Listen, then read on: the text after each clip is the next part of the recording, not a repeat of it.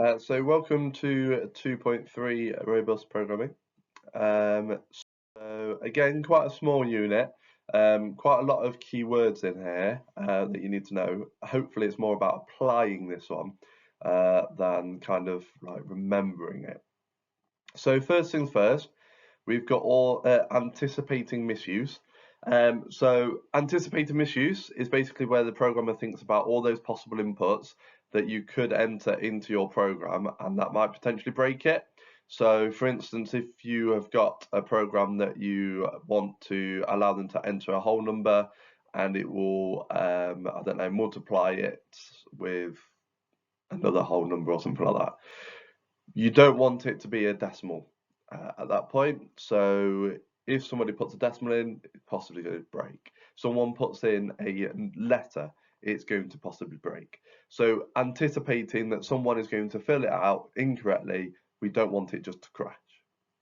And then authentication, and authentication is basically where that the programmer is going to ensure that whoever is using our system is actually who they say they are.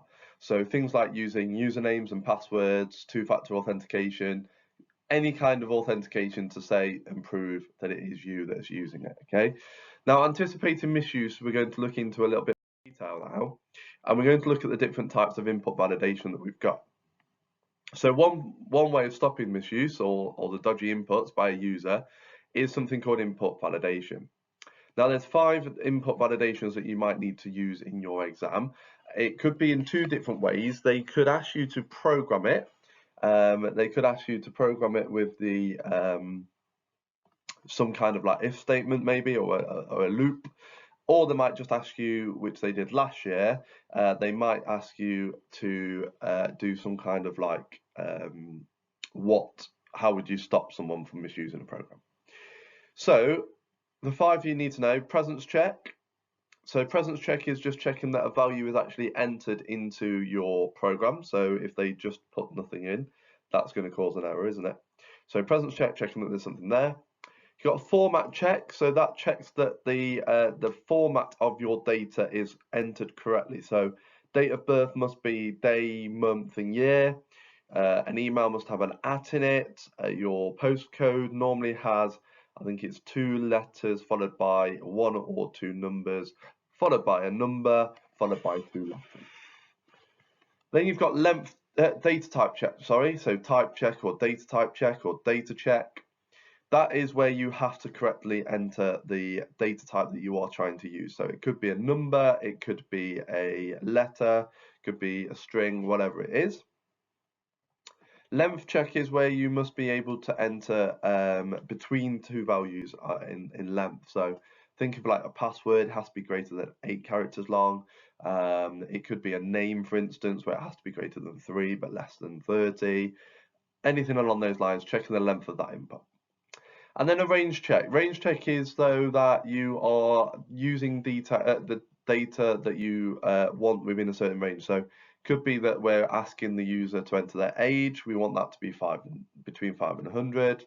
It could be that we're trying to get them to enter the year that they're in secondary school. So we want them to be 7, 8, 9, 10, or 11, or 12, or 13, I guess. So between 7 and 13. Anything along those lines, any kind of range. So they're all of the different types of checks that you need to know. Then you've got maintainability of code, and there are 4 key ways of maintaining or allowing your code to be more maintainable that we need to know. We're going to look at 3, and then I'm going to just tell you one of them. But essentially, when you read maintainability in your exam, read readability. How do you make your code more readable? 3 really, really easy ways of doing it. First of all, indentation.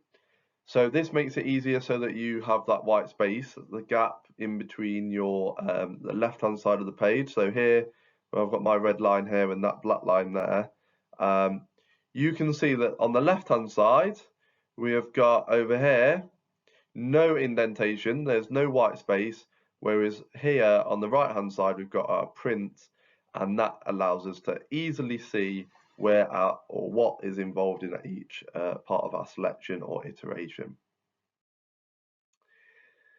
Then you've got comments. So commenting allows you to understand your program a little bit easier, and specifically for me, when I come to A-level coursework, when I'm trying to read their and get my head around their code, it's a lot easier for me if I've got some comments there. So on the left-hand side, again, you can see there are no there's no comments, whereas on the right-hand side, it's very obvious, and in this code it is a lot more obvious, but in a wider and a much bigger, larger project, it's really nice just to get a few comments, very similar to the one there, just so that you know what's going to happen in that program or what you want expecting it to happen.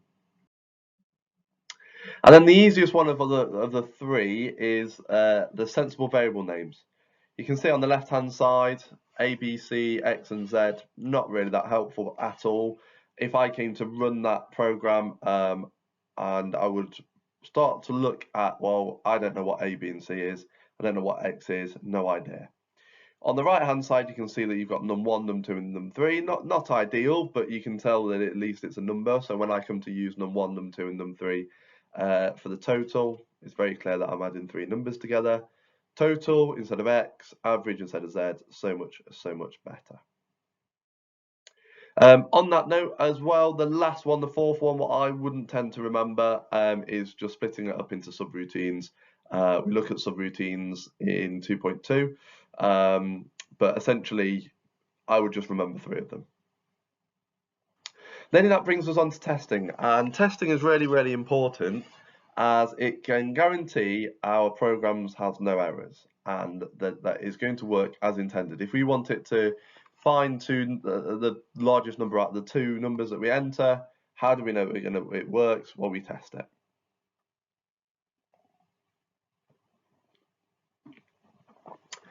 And there are two types of testing that you need to know, and you've got iterative testing and you've got final testing.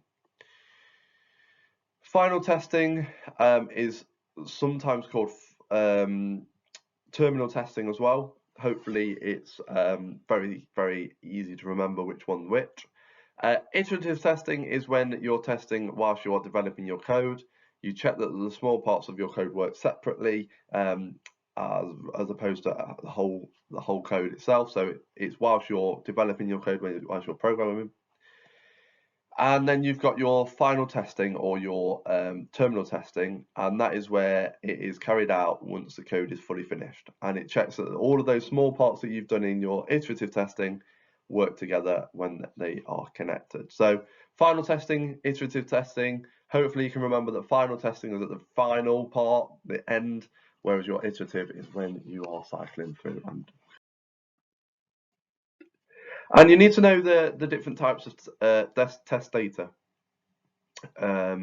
So if you consider a program that allows us to park between 8 and 8, so 8 a.m. and 8 p.m., we have got four main types of data that you want to test when you get it. I guarantee there'll be a question on this in your exam. 4 easy marks, 2 easy marks, however many marks they give you, it's going to be easy. First one is normal data or valid data, and that is anything that is valid between the range or considered in the valid for the program that you're given, the scenario you're given. It's often between a range. 10 a.m. is an example, could have been 8:30, could have been 8:15 a.m., could have been 7:30 p.m., however you want.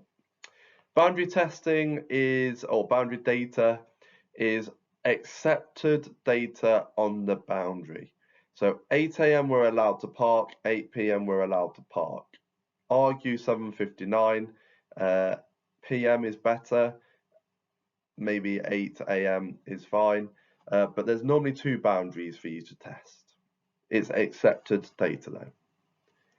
Invalid data is data that is of the correct data type but is not accepted by our program.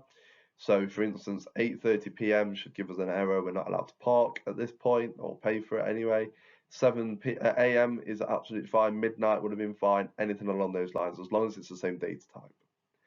And then you've got erroneous data, and erroneous data is of a different data type. I always use a string if it's something to do with numbers. Obviously, if it's something to do with a string, you need to use numbers. Mr. Cutty is absolutely fine to use, just don't forget your speech marks. And then you've got two types of errors that you need to go know, and you need to be able to identify in the exam, and they often do come up. So you've got a syntax error, and that is one that goes against the rules of your language, and it will stop running. So for instance, a capital P for print, a spelling mistake of some form, anything along those lines. Then you've got a logic error, which is a lot harder to spot, especially in an exam because you're trying to read somebody else's code. But the code will not do as what you want it to do. So it might add two numbers instead of multiplying two numbers. Anything along those lines will work. So that is all of 2.3. So here's some exam questions for you.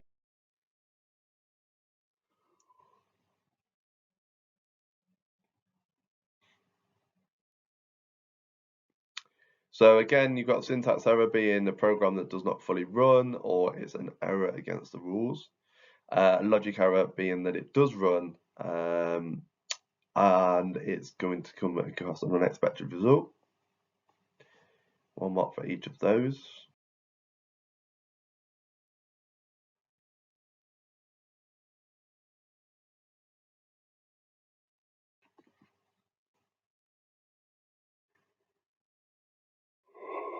So this one's a little bit of a longer mark scheme, but I did like the question.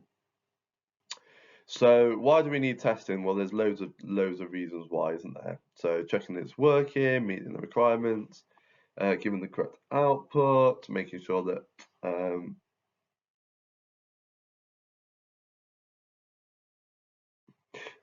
allow any errors to be fixed, testing for errors, etc., etc. And then for the second part of the question, it's asking you what sort of tests you do. Well, you could have quite a lot. So you could have either the final or iterative testing, which is good, or you can do your normal, your boundary, or your erroneous testing as well. Two types of validation methods.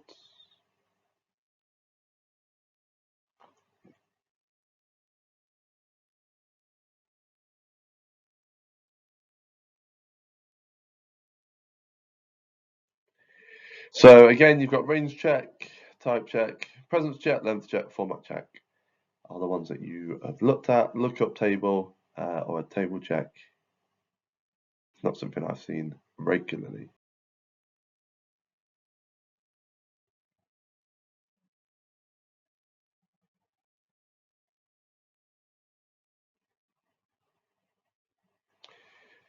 Looking at maintainability, thinking about what you could include. So you couldn't include indentation, for example, on this one. But you could add comments and you could name them more appropriately. The one that I said was putting it into a subroutine is a one as well. Sorry about this one being a bit squished over the next few slides, but I do like this question as well. I'll let you pause it. And then this is the same question, but the different parts to it. And again, I just like the question, so pause it for us.